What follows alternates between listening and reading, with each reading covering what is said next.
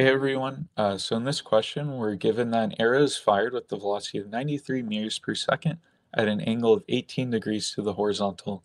And so we're asked the question, how far does the arrow travel? So the first step that you should do when trying to solve a question is to write out what you know.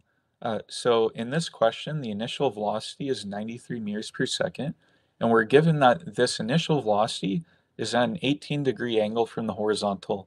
You should also always draw out a force body diagram. So let's ask ourselves, what forces are acting on the arrow while it's in the air?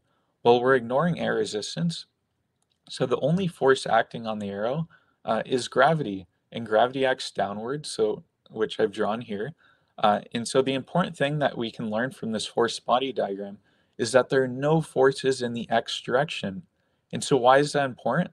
Well, we know that because there are no forces in the x direction, there's no acceleration in the x direction. So the velocity in the x direction is constant.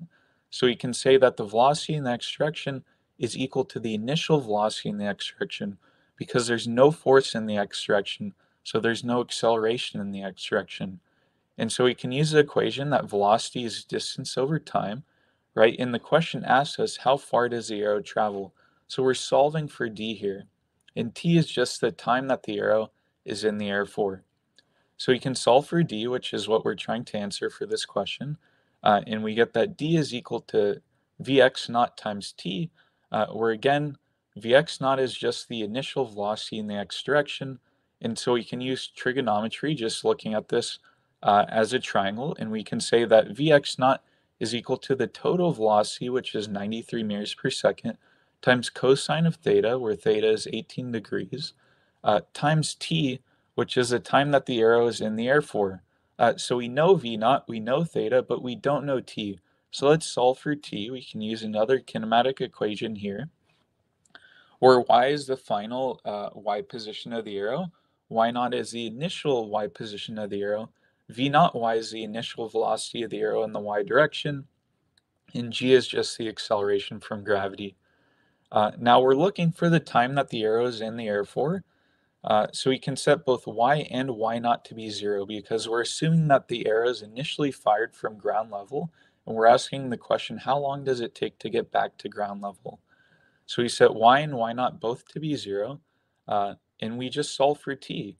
So we know the initial velocity in the y direction, right?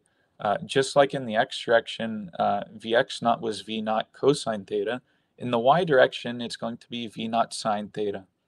So now we know how long the arrow is in the air for, and we can just go ahead and plug that in for t in our equation for d.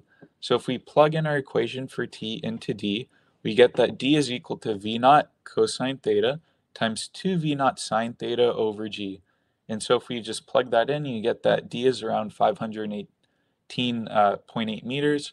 One follow-up question to make sure you understand the math that I've written here is that add on to this question, what if it wasn't fired from the ground level, right? What if instead, this person was firing the arrow from a height of 10 meters?